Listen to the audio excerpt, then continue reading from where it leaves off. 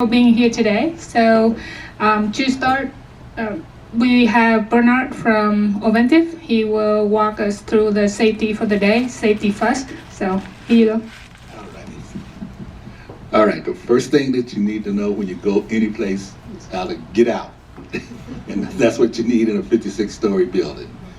The best way to get out of here, when they have a fire alarm or any type of emergency, y'all in a perfect room. Straight down the hall where it says exit, take the stairwell. The elevators they cut themselves off in case of emergency. You will know when there's emergency in this building because they have strobes, and someone's gonna come on and announce to you what floor is in the emergency. If it's not your floor, stay put. But if it is your floor, we used to go relocation. 3 floors at a time, go 3 floors down. But since COVID, got to go all the way down to the lobby, okay? And if there is a fire on this floor, or the safest place is the stairwell. It's fire rated, and it can withstand heat for up to 4 to 5 hours. Safe place to be. All right, so hit the stairwells and go down. And when you get down there, if it relocation the entire building, you have to go to 17th in California. That's where we relocate, okay? If you have any questions, when you get to the lobby, follow the crowd. Do not go out on the 16th Street Mall. Go out 17th Street. Okay. If you have any questions, good. If you do, holler. Okay.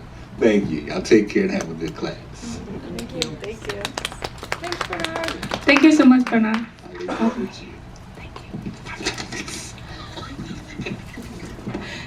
It's like Bernard don't take this because I can't remember all the abstract and stuff. I'll be really big on that.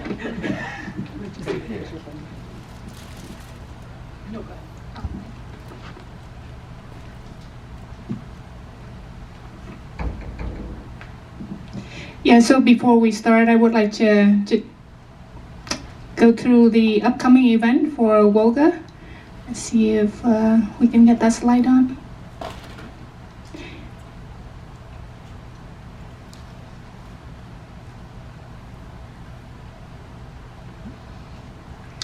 So in the upcoming events, May 18, we have Lean In Virtual with Abby Rimmel, and May 26 is very special. And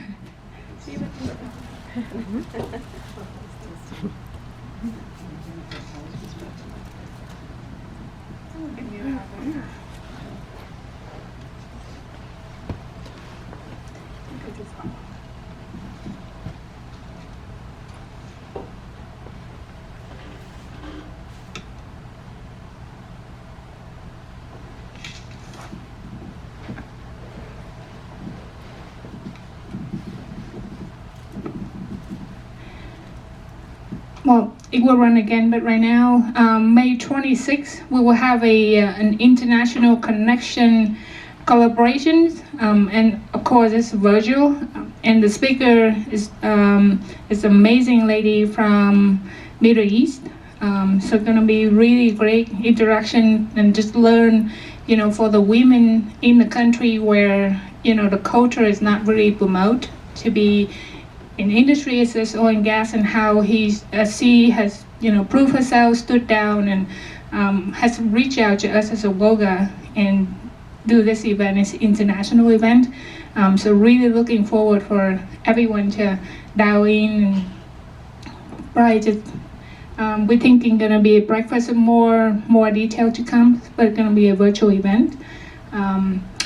And a lot of fun. June 8th, we will have a golf clinic at the Glenmore Country Club at the Cherry Hills Village, and would love to see a lot of ladies. In our industry overall, we have a lot of men playing golf, but not many women. And often what I hear is, I don't know how to play golf. It's just like my arm not strong enough to swing it. So here it is. It's a clinic for us to learn and step up. Golfing is pretty awesome. So hope to see everyone there. And regarding to our sponsor, first of all, I would like to thank Oventive for sponsoring this wonderful venue, hosting a lot of WOGA events, including Lean In person, and technical lunches. We also thank you for Civitas being our platinum sponsor for the year. Kahuna is our gold sponsor. Woohoo. And we are always looking for sponsorship. So if anyone interested, feel free to reach out to our Woga group. Well, without further reviews, I think we will go into the core of the event today, technical lunch with Andrew Parker.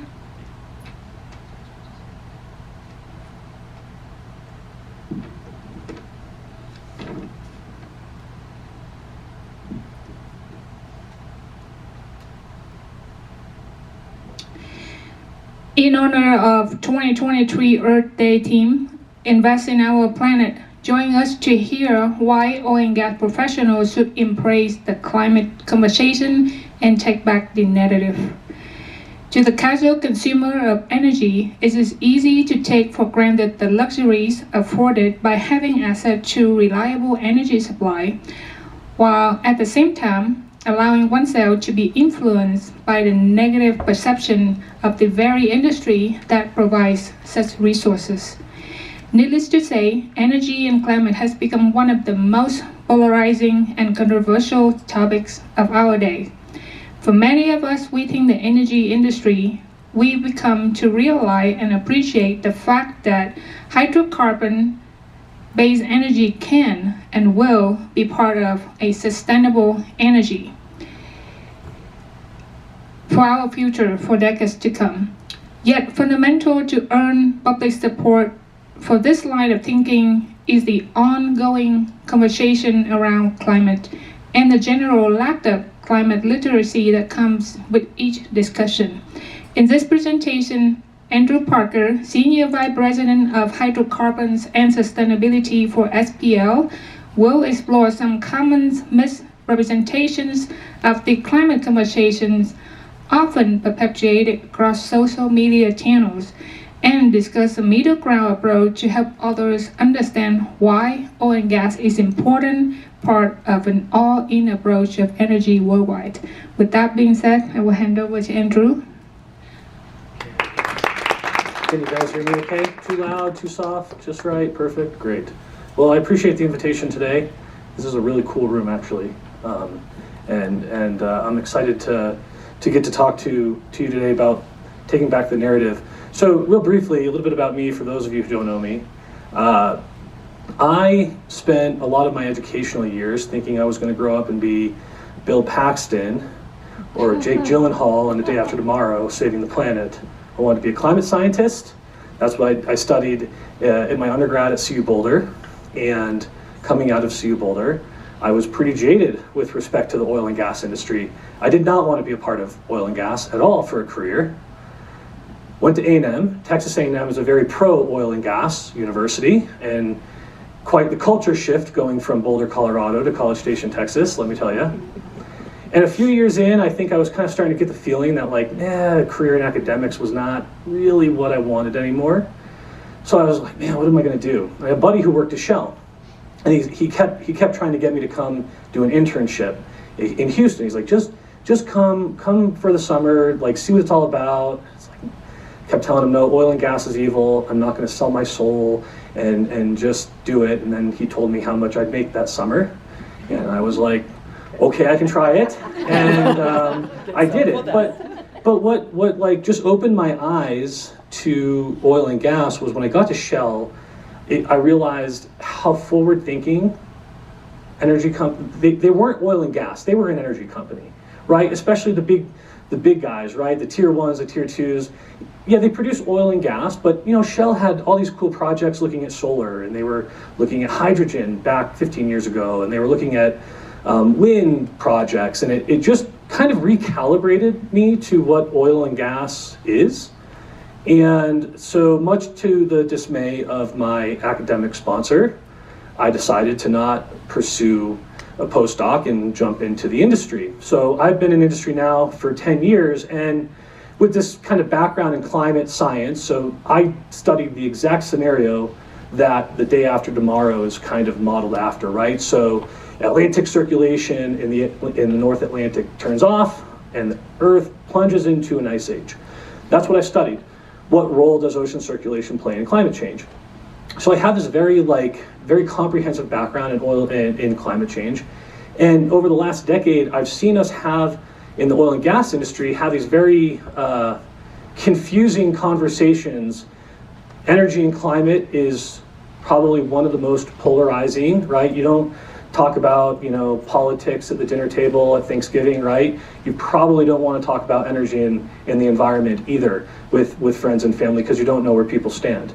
And as an industry, it's kind of got everyone back on their heels a little bit, right? And it feels like as an industry, we're spending more time trying to defend our existence, right? And in doing so, I think people are kind of going astray. There are some great voices, right, for the industry. And there are some very interesting takes on climate. And I think that rather than spending our time questioning climate science, questioning climate change, telling people all the great charities the industry donates to, right? Like, I think those are kind of like old talking points. And what we need to do, I think, collectively is kind of take back that narrative and flip the tables and say, well, if oil and gas is not something that we should be investing in, what is the other feasible solution? Because at least when I look at the conversation, and I'm coming at this discussion from a very pro-environmental standpoint. Like, I hope one day I have an EV in my driveway. I want a cleaner environment. I have a little 5-year-old boy. I want him to be able to ski like me and with his kids and his kids' kids. But when I look at the conversation, I just don't see the path to net zero right now. I have a hard time, but there's things we can do in the short term, I think, to get us on the right path. And natural gas and the U.S. oil and gas industry, I think, can play a big role in it. But as we keep spinning our tires on this conversation, the more time we're going to waste. And so today, I want to spend like 10, 15 minutes talking a little bit about climate and just setting the stage and finding maybe like a place we can all agree on. And then let's talk a little bit about renewable energies or alt energies and why this call to action on that side may not be as logistically feasible as possible, okay? One of the reasons we're back on our heels is oil and gas, believe it or not, gets outspent 4-1 by the Green Lobby. So Robert Bryce is a great journalist. He does a lot of independent pieces, and he's very much he's a pro oil and gas, pro nuclear guy, but he's also a pro environmental guy. But he points out, when it comes to how do we take back the narrative, oil and gas gets outspent 4-1 on a year-to-year basis, which is kind of crazy to think about, like oil and gas, the big, bad, rich guys. I mean, and some of these, the Rocky Mountain Institute here in Colorado has a $140 million budget. This Climate Imperative Foundation is brand new, $221 million. I think this is the top 20 have a $4.5 billion budget. The top 20 pro-hydrocarbon, pro-nuclear advocacy groups, they have less than $1 billion. So that's kind of like a crazy, like you think about how big API is and the lobbying power some of these industry groups have, they're being outspent considerably. And I think the narrative and the way we need to think about this conversation is there's 3 different things: climate change, global warming, and climate emergency. Okay? We should all agree that climate change is real. That's natural. Earth's climate has never been the same. It's always changing. I know for me, winters aren't the same as they were when I was a kid growing up, right? Like, that's just like a random observation that I've noticed in my 34 years of life. Global warming is the human element that I think we also should be able to agree on. Are humans having a warming impact on the planet? 100% absolutely. And that's something we should all be able to. You can be in oil and gas and still accept the fact that burning fossil fuels fundamentally has a warming effect on the planet. That's something we don't have to, we shouldn't be arguing. Climate emergency, though. Are we 10 years away from like suddenly the Earth taking over and it's going to be like, what was that really bad movie that The Rock was in, and like the Earth kind of like folds in on itself? I forget. The fact that no one knows tells you how bad of a movie it was. But climate change and global warming are not, in my opinion, something we need to be debating. The climate emergency, and hopefully in the next few slides you'll get an appreciation for why maybe people are worried, but the science, I think it's still a little bit out on this piece, right? So like, one of the things I see on LinkedIn all the time is, oh, CO2, it's good that CO2 is higher, right? Plants love CO2. And CO2 was higher in the past, so the plants are gonna love it. That is such a misinformed perspective. Fundamentally, it's true. And this graph shows it, right? So you've got basically reconstructed atmospheric CO2, and you've got 65 million years worth of history. And so, you know, climate scientists will use proxies to try to measure, you know, what the atmosphere was like billions of years ago. So yeah, you know, 50 million years ago, atmospheric CO2 was 2,000 ppm. It's 5 times where it is today. So it's not an incorrect statement, right? But when we think about geologic time, you know, this record, number one, has a very uneven distribution of sites. The continents were not in the same place they were today. They were 65 million years ago, right? Not a lot of places on the planet that you can get a climate record going back this far, right? So there's an uneven distribution of sites. There's probably seasonal biases in these records too, right? And the validity of assumptions for each proxy. Are the biological mechanisms that we observe today and we relate to make these proxies a reality, were those true 65 million years ago? I'm pretty sure biologically these organisms have changed somewhat through time. That doesn't mean that this is all garbage. It just means that there's inherent uncertainty with how the biological mechanisms of those organisms and proxies have changed through time. So a lot of this type of record comes from the ocean, comes from phytoplankton, right? And how phytoplankton are secreting calcium carbonate shells, which is one way scientists will reconstruct CO2. That's where I'm going with on the biology piece. Kind of already talked about tectonics, right? Geographically, the plates aren't in the same place as they were 65 million years ago. And just geologic time, right? I mean, yeah, you're looking at, you know, millions and millions of years of data. What we're talking about today is happening in a century. Like fundamentally, the timescales are not right. And can biology, can plants actually keep up with the rapidly changing CO2 and climate? I don't know, right? Another observation from here is that really for the last 20 million years, with the exception of a couple little blips, CO2 has been under 500 parts per million. In about 20 million years, we've never been above 500 ppm. It's kind of a crazy thought to think about. We're marching towards 500 and we're doing it in like 150 years or less, and that will be unprecedented within 20 million years of what we know as climate data, right? So, you know, yeah, CO2 was higher in the past. I don't think that has a whole lot of gravity for the conversation we're talking about today. So let's look closer, right? Ice cores are great records of climate. So this is the Vostok ice core, one of the longest records of ice. It's great as snow compacts and it gets, you know, deeper and deeper and deeper. Little air bubbles of ancient atmosphere get trapped in the ice. And so we can melt that ice and measure the ancient CO2 directly from the ice cores. So 400,000 years of ice core record from Antarctica, CO2 never went above 300 ppm. Now these cycles you see here, these are mostly from solar forcing, right? So I don't want to talk about Milankovitch cycles too much, but like there's orbital forcing that back in the last million years had a very dominant impact on climate over the course of tens of thousands of years. So again, thinking relative to the timelines we're thinking about today, these changes were taking tens of thousands of years to happen. But a very, very much a cyclic cycle ranging between 300 and call it 175 for the sake of this graph. Here we are present day, and really if I ever update this graph, we're way up here. We're at like 420 ppm. So way up here relative, and you see how abrupt that that line is. Right, so current level, so let's zoom in and see what's going on there. What that rapid increase in CO2 corresponds to is a rapid increase in global temperature. So this is temperature anomaly relative to a 1960 to 1990 average. So they said, okay, what was the average temperature in that time? And that's kind of their baseline. And you can see that relative to that period, oh, whoa, hello.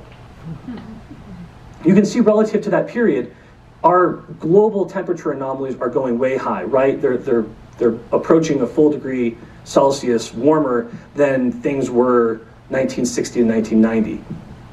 And just to kind of put it into more perspective for you, think about the medieval warm period. The medieval warm period and the Little Ice Age are periods of time where before there was modern instrumentation to measure temperature, people were writing about, man, it's really, this period of Earth's history was really warm, right? The medieval warm period. Vikings landed on Greenland and there was no snow, and so they called it Greenland, right? The Little Ice Age, lots of written records about the Little Ice Age and that period of time that was noticeably cooler. They don't even show up really as blips on this temperature anomaly graph. And yet here we are living in the midst of this massive uptick that's kind of occurred in the last like 50 to 100 years. So when you kind of look at it and you look at the CO2 increase and the